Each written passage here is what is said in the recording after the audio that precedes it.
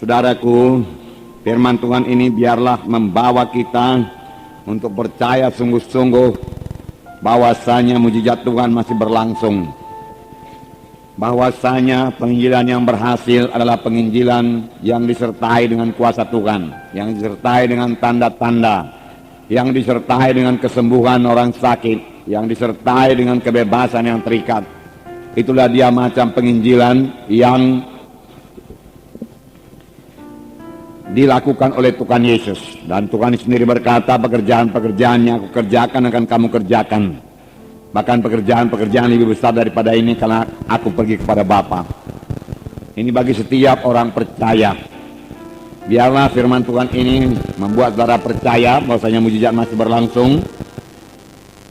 Dan Tuhan mau memakai saudara dalam hal ini. Dan juga terlebih-lebih membuat saudara lapar dan haus akan pelayanan yang berkuasa. Lapar dan haus akan tanda ajaib, tanda mujizat. Lapar dan haus akan karunia Roh Kudus yang memang sudah diberikan Tuhan pada gerejanya, terlebih gerejanya pada akhir zaman ini. Firman Tuhan berkata, mintalah maka akan diberikan kepadamu, carilah maka kamu akan mendapat, ketuklah pintu maka pintu akan dibukakan bagimu. Siapakah yang mau mencarinya dengan sungguh-sungguh? Ya, siapakah yang sungguh-sungguh lapar dan haus akan kuasa Tuhan ini, maka dia akan memperolehnya. Ini saudaraku dicapai dengan membayar harganya, dengan memikirkannya, merenungkannya, merindukannya siang dan malam. Tentunya tidak lagi memikirkan pikiran-pikiran duniawi, pikiran daging, apalagi pikiran-pikiran dosa dan kejahatan yang lain. Supaya pikiran kita rohani dan kita merindukan perkara-perkara rohani. Amin saudara. Biar kita rindu akan perkara-perkara rohani ini. Lebih penginjilan yang bukan yang dilaksanakan dengan berkata-kata saja, tidak saudaraku. Kalau saudara membaca kitab Kisah Para Rasul dan saudara menggarisbawahi atau menstabilo semua kesembuhan, semua tanda ajaib, tanda mujizat saudaraku dalam Kisah Rasul, maka hampir semuanya nanti akan saudara stabilo saudaraku. Karena itu kisah perbuatan dari Roh Kudus. Amin. Ya, mujizat Tuhan banyak kali terjadi dalam Kisah Para Rasul. Dan biarlah pada akhir zaman ini lebih banyak lagi mujizat Tuhan. Amin. Kita akan membaca Kisah Rasul pasal 8 ayat 1 sampai 13. Kisah Rasul pasal 8 ayat 1 sampai 13. Saya baca satu ayat. Satu ayat, satu A, satu B yang mula-mula ini. Kemudian kita baca ayat selanjutnya sampai 13 saja, sampai 13. Amin. Saulus juga setuju bahwa Stefanus mati dibunuh. Pada waktu itu mulailah penganiayaan yang hebat terhadap jemaat di Yerusalem. Mereka semua kecuali rasul-rasul tersebar ke seluruh daerah Judea dan Samaria.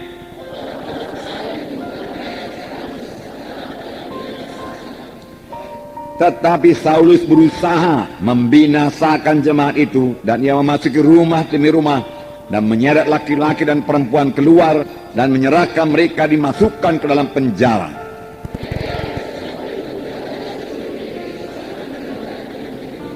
Dan Filipus pergi ke suatu kota di Samaria dan memberitakan Mesias kepada orang-orang di situ.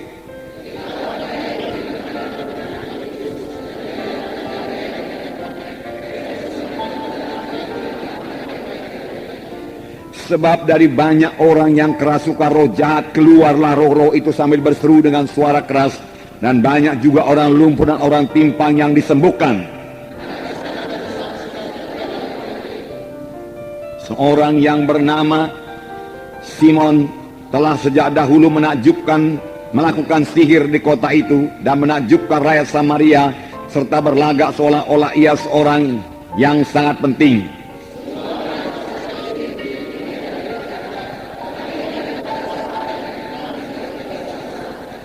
Dan mereka mengikutinya karena sudah lama ia mentakjubkan mereka oleh perbuatan sihirnya.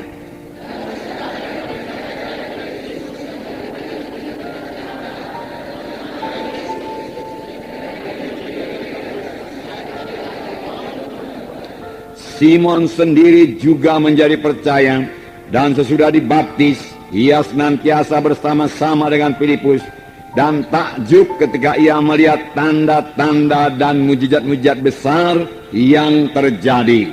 Sampai di sini dulu. Haleluya.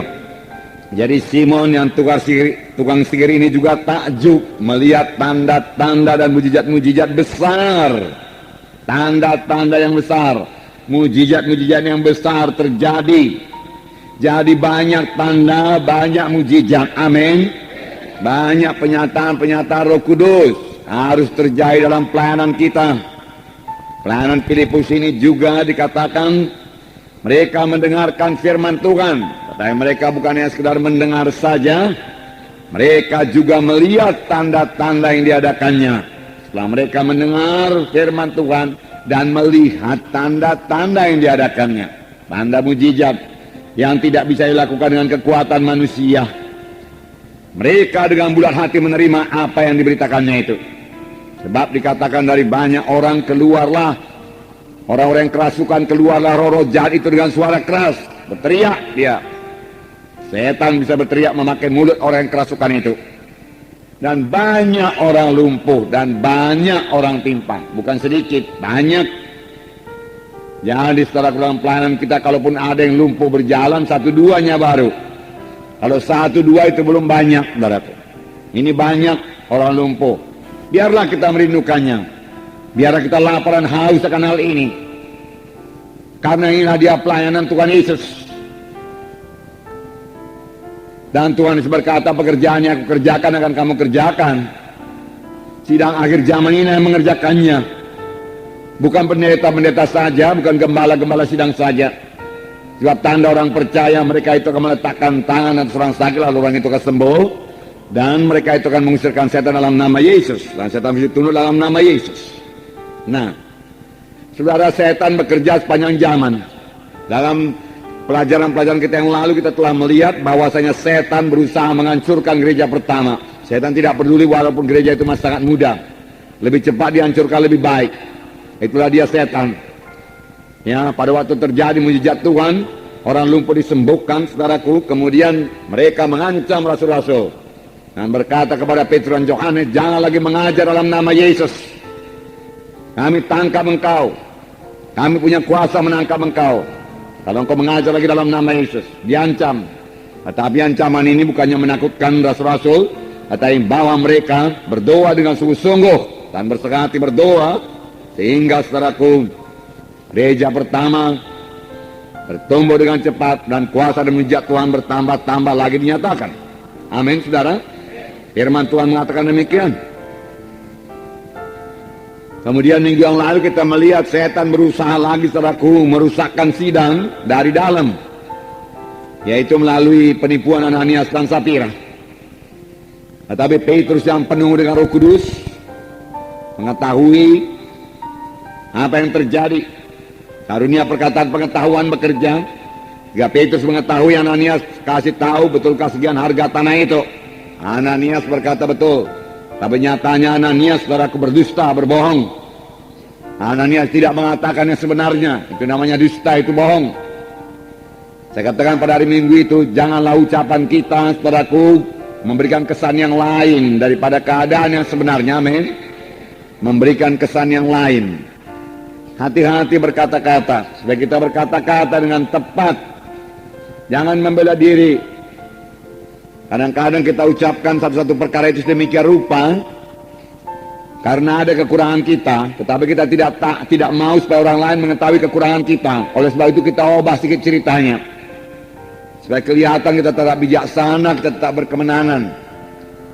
Walaupun ceritanya hampir-hampir sama, tapi tidak sama. Tapi kita memberikan kesan kepada orang itu, bukan kesan yang sebenarnya terjadi, lain daripada kejadian sebenarnya. Ini juga berdusta. Harap bertobat, bukan harap bertobat, harus bertobat. Amin. Kalau kita mau dipakai Tuhan, kalau sidang mau bertambah-tambah suci, Tuhan Yesus dengan tegas berkata, hendaklah engkau berkata ya di atas yang ya dan tidak di atas yang tidak. Tuhan tidak bisa memakai pendusta-pendusta untuk melayani, saudara. Setan akan menuduh. Kita mau Roh Kudus bertambah-tambah luber. Kita harus benar di hadapan Tuhan, amin. Dan sesudah Ananias dan Safira menerima hukumannya, setan barangkali berpikir sidang ini akan terpecah belah. Tapi nyatanya tidak. Sidang bertambah-tambah suci. Dan karena sidang bertambah-tambah suci, sidang bertambah-tambah kudus, kuasa Tuhan bertambah-tambah lagi dinyatakan. Bertambah-tambah lagi dinyatakan. Mujizat-mujizat terjadi dan banyak orang yang diselamatkan. Dalam Kisah 5 ayat 12 saya bacakan kepada saudara. Kisah 5 ayat 12. Dan oleh rasul-rasul diadakan banyak tanda dan mujizat di antara orang banyak. Semua orang percaya selalu berkumpul serami Salomo dalam persekutuan yang erat. Jadi bukan berpihak-pihak mereka, dalam persekutuan yang erat. Amin. Nah, milikilah persekutuan yang erat sama lain. Persekutuan yang erat. Dalam satu sidang harus ada persekutuan yang erat. Harus bersehati. Dan sidang itu bisa diberkati Tuhan. Amin. Rumah tangga yang bersehati adalah rumah tangga yang diberkati Tuhan. Amin. Suami istri yang bersehati adalah suami istri yang diberkati Tuhan. Amin. Doa-doa orang yang bersehati didengarkan Tuhan. Amin. Oleh sebab itu biarlah sidang belajar bersehati. Bersehati. Ayat 14. Dan makin lama makin bertambahlah jumlah orang yang percaya kepada Tuhan, baik laki-laki maupun perempuan. Nah, langkah baiknya ini, ya. Bahkan mereka membawa orang-orang sakit keluar ke jalan raya dan membaringkannya di atas balai-balai dan tilang, supaya apabila Petrus lewat, setidak-tidaknya bayangannya mengenai salah seorang dari mereka. Jadi karena tidak sempat lagi meletakkan tangan, bayangan Petrus saja menyembuhkan. Bukan bayangan Petrus menyembuhkan, kuasa Tuhan menyembuhkan. Karena mereka punya iman pada Tuhan, amin. Dan bayangan Petrus itu hanya sebagai apa? Point of contact saja, ya. Mereka sembuh. Ayat 16. Dan juga orang banyak dari kota-kota sekitar Yerusalem datang berduyun-duyun dan membawa orang-orang yang sakit dan orang-orang yang diganggu roh jahat. Ada yang sakit, ada yang diganggu roh jahat. Jadi ada roh jahat mengganggu, hati-hati, ya. Kalau saudara rasa-rasanya kurang sehat, ya, kurang enak, saudara, ya, boleh jadi itu gangguan roh jahat. Usirkan dalam nama Yesus.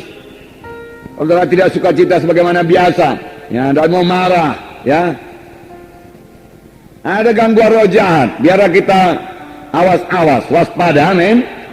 Di sini dikatakan mereka membawa orang-orang sakit dan orang-orang yang diganggu roh jahat. Diganggu roh jahat.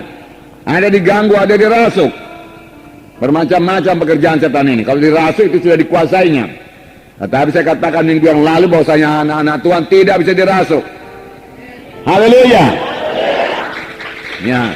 Bahkan sebaliknya anak-anak Tuhan punya kuasa mengusir setan dalam nama Yesus. Dan harus berkata tidak kepada dosa. Amin. Puji Tuhan. Dan mereka semua, betul? Semua? Semua. Bagaimana? Disembuhkan. Dan mereka semua disembuhkan. Lihatlah itu. Banyak apa tidak tanda ajaib mujizat? Banyak. Ya, jangan berpuas. 1, 2 sembuh. Jangan berpuas. Banyak, banyak. Mari kita rindukan ini, saudaraku. Rindu akan tanda ajaib, tanda mujizat. Saudara, lalu mulut-mulut pengkritik itu akan bungkam semua kapan dia lihat tanda ajaib, tanda mujizat. Kita bukanlah orang yang mau bersoal jawab, berdebat-debat, saudaraku. Kita perlu menyatakan tanda ajaib, tanda mujizat, membuktikan bahwasanya Yesus hidup dan dia bangkit daripada kematian dan dia bekerja. Amin. Saudara bisa melaksanakannya, saudaraku. Nah, saudara, jadi ini setan mengganggu, ya. Dia mau merusak sidang dari luar, dari dalam, dia mau hancurkan. Oh, setan boleh jadi berpikir orang tidak akan berani lagi mengikut Tuhan Yesus. Tapi nyatanya tidak demikian. Aniaya tidak bisa membinasakan tubuh Kristus. Amin. Tidak bisa. Ya, selama sejarah pun mulai pada gereja pertama, saudaraku, kalau ada aniaya, saudaraku, sidang Tuhan bertumbuh dengan pesat. Amin. Walaupun pertumbuhan sidang, saudaraku, tidak bisa dikatakan sepenuhnya karena aniaya. Ya, kalau kita, saudaraku, ya, memenuhi, saudaraku, apa yang dikatakan firman Tuhan, seperti memiliki kuasa dan tanda ajaib, memiliki kasih, hati yang tergerak oleh belas kasihan, beban kepada jiwa-jiwa yang terhilang, sidang bersatu dan bersehati, bergerak bersama-sama memberitakan Injil dengan kuasa dan tanda ajaib, saudaraku. Dan kemudian hasil penginjilan itu kita muridkan dengan sungguh-sungguh, maka sidang juga akan bertumbuh secara luar biasa. Amin. Ya. Nah, Saulus, saudaraku, dari Tarsus yang pada waktu itu menjadi alat setan, ya, dia sudah berguru kepada Gamaliel, ya, menjadi alat setan, memimpin penganiayaan ini. Dia menangkap laki-laki dan perempuan, saudaraku. Secara manusiawi saja, saudaraku, ya, kalau melihat seorang perempuan, saudara, yang berdoa, yang beribadah kepada Tuhan, masa akan ditangkap dan dimasukkan dalam penjara. Tapi firman Tuhan kisah 8 mengatakan laki-laki dan perempuan. Benar, saudara? Ya, ditangkap dan dimasukkan dalam penjara. Dan anak-anak Tuhan semua tersebar, kecuali rasul-rasul. Sungguh ini penganiayaan yang sangat kejam. Sangat kejam. Kecuali rasul-rasul tinggal di Yerusalem. Laki-laki dan perempuan ditangkap dan dimasukkan dalam penjara. Dalam penjara. Nah, ini kelihatannya, saudaraku, Saulus berhasil, sidang berhasil dicerai-beraikan. Setan boleh jadi, saudaraku, ketawa-ketawa melihat ini, bergembira melihat ini, saudara. Tetapi kuasa Tuhan tidak berubah. Apa yang kelihatannya kemenangan bagi setan, kalau anak-anak Tuhan tetap setia kepada Tuhan, menjalankan perintah Tuhan, bersekutu dengan Roh Kudus, hidup benar, hidup suci, maka kekalahan bisa diubahkan Tuhan jadi kemenangan. Amin. Berubah jadi kemenangan. Sebab akibatnya, saudaraku, mereka yang tersebar itu mengabarkan Injil Tuhan. Mereka tidak bisa bungkam, mereka tidak bisa diam. Kasih Tuhan luar biasa menyala-nyala dalam hati mereka. Mereka mengasihi jiwa-jiwa walaupun bukan orang Yahudi. Lalu mulailah penginjilan kepada orang Samaria. Bahkan kalau saudara baca kisah 8 ini, mulai pada orang Ethiopia, sida-sida juga bertobat. Dan juga, saudaraku, bangsa-bangsa lain, suku-suku lain sekitar Yerusalem, di luar Yerusalem. Sebelumnya dia masih berada dalam Yerusalem saja. Tetapi sudah aniaya itu, mereka keluar daripada Yerusalem dan mengabarkan Injil kemana saja mereka pergi. Dan yang mengabarkan Injil bukan lagi rasul-rasul, tetapi jemaat semuanya. Semua jemaat, tidak ada terkecuali. Baik diaken-diakennya, teraku, baik jiwa-jiwa biasa, kalaupun bisa dibagi dengan jiwa-jiwa biasa, semuanya menjadi pemberita-pemberita Injil yang disertai dengan kuasa dan tanda ajaib. Amin. Nah, saudara melihat gambaran daripada sidang pertama ini, supaya kita rindu. Oleh sebab itu, saudaraku yang kekasih, janganlah tinggikan diri saudara pada waktu saudara melayani. Amin. Jangan ambil kemuliaan bagi saudara. Segala kemuliaan milik Tuhan Yesus. Kalau dalam hal tersebut, biarlah kita berkata kita ini hamba-hamba yang tidak berguna. Untuk menunjukkan bahwasanya kita betul-betul tidak mengambil kemuliaan Tuhan, dan betul-betul rendah hati, dan betul-betul melaksanakan kehendak Tuhan kita. Bukannya kita tidak berguna, kita berguna, saudara. Amin, saudara. Ya. Tetapi kita harus memiliki roh pelayan yang sedemikian rupa, yang sedemikian merendahkan diri dan tidak mau menonjolkan diri, sehingga Yesus betul-betul kelihatan. Kita berkata kita ini hamba-hamba yang tidak berguna. Kami hanya melakukan apa yang patut kami lakukan saja, dan kita pun memang betul demikian, karena kita hanya bisa melayani dengan kuasa Tuhan. Kalau Tuhan tidak mengurapi, tidak memakai, kita tidak bisa berbuat apa-apa. Amin. Haleluya. Nah, puji Tuhan, saudaraku. Nah, saudara yang kasih dalam nama Yesus. Dan ketika orang banyak itu mendengar pemberitaan Filipus, tentu Filipus bicara, ya, memberitakan firman Tuhan, memberitakan adalah Mesias, dan melihat tanda-tanda yang diadakannya. Inilah yang kurang. Kalau Marjamita semua sudah hebat, tanda-tandanya mana? Mujizat-mujizatnya mana? Rindukanlah itu, amin. Ya. Rindukan. Harus ada tanda-tanda, harus ada mujizat-mujizat. Ini karena kita melayani, saudaraku, di antara ya yang sudah Kristen tapi belum lahir baru, ya sudah biasa diajari sopan kalau mendengarkan firman Tuhan, ya. Tetapi kalau saudara nanti pergi kepada orang yang belum Kristen, saudaraku, mereka tuntut tanda mujizat. Mengapa? Karena dukun-dukun mereka pun bisa menyembuhkan. Jadilah orang-orang rohani, saudaraku, yang penuh dengan kemurahan Tuhan, yang penuh dengan kasih Tuhan, yang penuh dengan kerendahan hati. Karena kesombongan pun, saudaraku, Tuhan tidak akan memakai saudara. Firman Tuhan mengatakannya demikian. Bukan cuma Tuhan tidak memakai orang sombong, Tuhan melawan orang sombong pun. Itu sebabnya Tuhan membentuk, Tuhan membentuk, Tuhan membentuk. Tuhan membentuk, maulah berubah, maulah berubah, maulah berubah. Amin. Berubah terus, berubah terus. Amin. Ya. Gunanya firman Tuhan ini untuk mengobatkan saudara, amin. Dia tiap-tiap hari berubah, tiap-tiap hari berubah. Karena Roh Kudus bicara tiap-tiap hari. Dan kemudian para kita mematuhi Roh Kudus. Apa yang tegurkan Roh Kudus segera kita tinggalkan. Amin. Haleluya. Tuhan berkati saudara sekalian.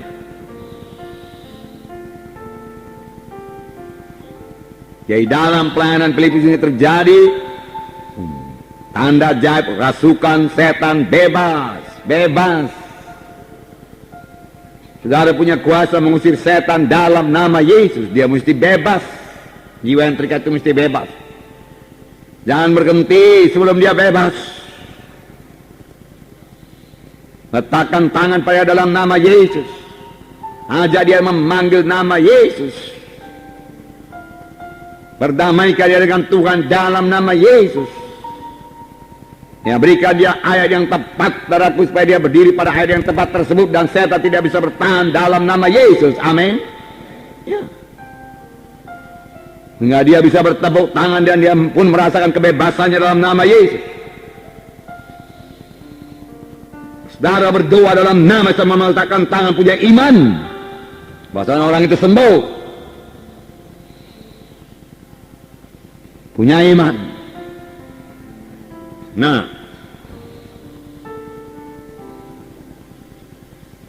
inilah penginjilan yang dikehendaki Tuhan Yesus. Dan seperti yang dijalankan oleh Tuhan Yesus. Bagaimanakah Tuhan Yesus melayani? Bagaimanakah Tuhan Yesus mengabarkan Injil? Ya, kuasa apakah yang ada pada Tuhan Yesus? Saudara, firman Tuhan jelas berkata, saya baca pasal Lukas 4:18. Tak tersembunyi kuasa Allah. Amin. Tak tersembunyi. Yang perlu kita ini ajalah saudaraku rindu sungguh-sungguh.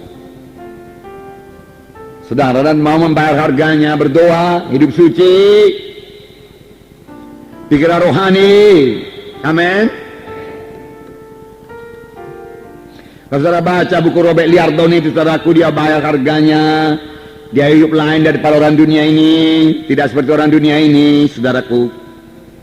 Orang dunia ini melajatkan kehendak daging, ya, hidup berlajat-lajat, menyenangkan kehendak tubuh ini, memuaskan keinginan daging, keinginan mata.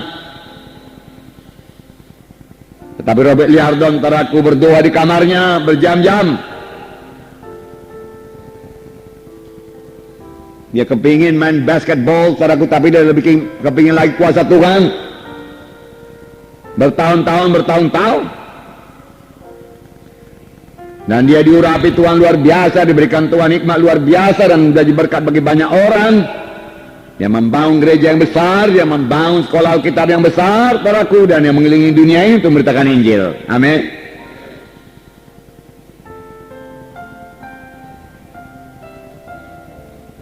Siapa yang mau bayar harganya, saudaraku? Kuasa Tuhan tidak tersembunyi. Lukas 4:18, roh Tuhan ada padaku, Oleh sebab ia telah mengurapi aku untuk menyampaikan kabar baik pada orang-orang miskin, dan ia telah mengutus aku untuk memberitakan pembebasan kepada orang-orang tawanan dan penglihatan bagi orang-orang buta, untuk membebaskan orang-orang tertindas, untuk memberitakan tahu rahmat Tuhan telah datang. Nah, Tuhan Yesus mengatakan, aku melayani bukan dengan kekuatanku, bukan dengan kehendakku, aku melayani dengan kehendak Bapakku. Nah, Roh Kudus ada pada aku dan ia mengurapi aku. Dengan urapan Roh Kudus dikatakannya, aku menyampaikan kabar baik. Aku tidak mau bicara tanpa urapan Roh Kudus. Dengan urapan Roh Kudus, aku melepaskan orang terikat, aku membebaskan yang tertawan. Dengan urapan Roh Kudus, aku memberi penglihatan orang buta, buta badani, buta rohani, dia katakan. Dengan urapan Roh Kudus, aku membebaskan orang tertindas, bebas daripada kutuk dosa.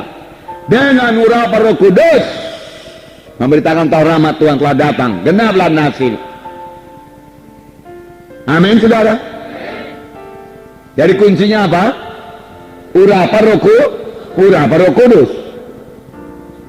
Roh Kudus yang sama yang mengurapi Yesus, Roh Kudus yang sama mengurapi saya, mengurapi saudara sekarang ini.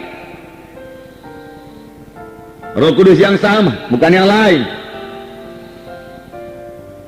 Dan saudara boleh kepadaku memberitakan Injil, boleh membebaskan yang terikat, amin, melepaskan yang tertawan, amin, dengan urapan Roh Kudus. Tapi apakah saudara penuh dengan Roh Kudus? Apakah saudara patuh kepada Roh Kudus? Apakah saudara bersekutu dengan Roh Kudus? Itu kuncinya sekarang.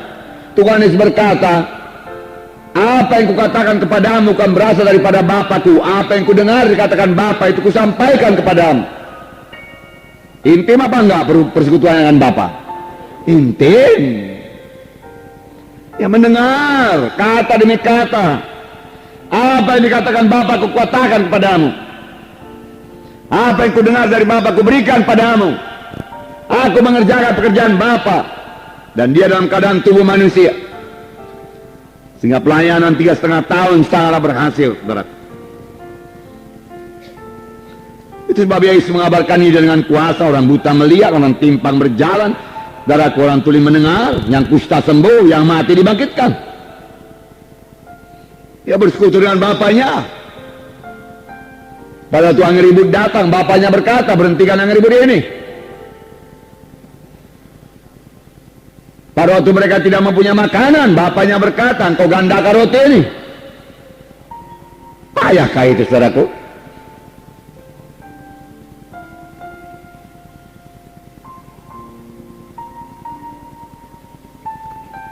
Saudara misalnya menghadapi angin ribut, dan saudara dengar suara Tuhan, aku mau engkau berdiri di buritan kapal itu, dan berteriak dalam nama Yesus, badai berhenti engkau.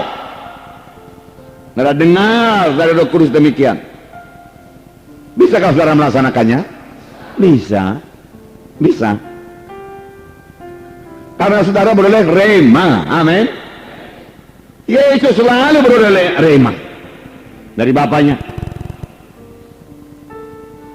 Ya. Inilah yang miskin sama kita ini, yang nggak tahu kehendak Tuhan.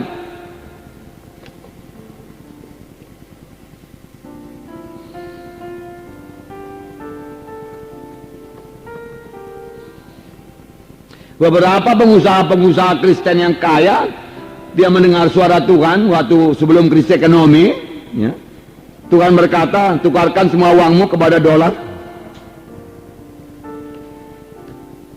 Dia tukarkan,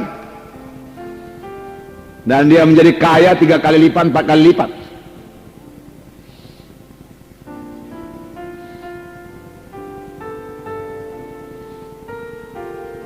Amin. Itu mendengar suara Tuhan.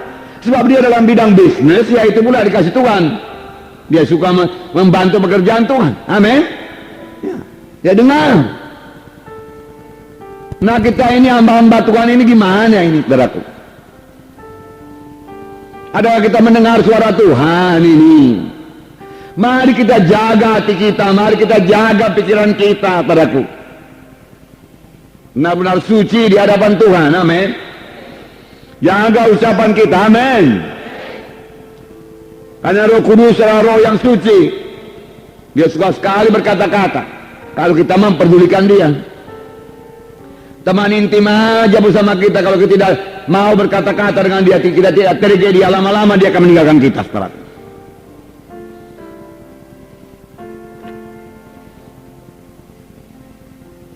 Nah, ini kuncinya Roh Kudus. Matius 4 lalu terjadi mujizat. Contoh-contohnya Matius 4. Matius 4 ayat 23. Saya bacakan. Yesus berkeliling di seluruh Galilea, Ia mengajar dalam rumah-rumah ibadat dan memberitakan Injil kerajaan Allah, serta melenyapkan apa? Segala penyakit. Amin. Bukan flu lenyap. Kalau kanker nggak lenyap.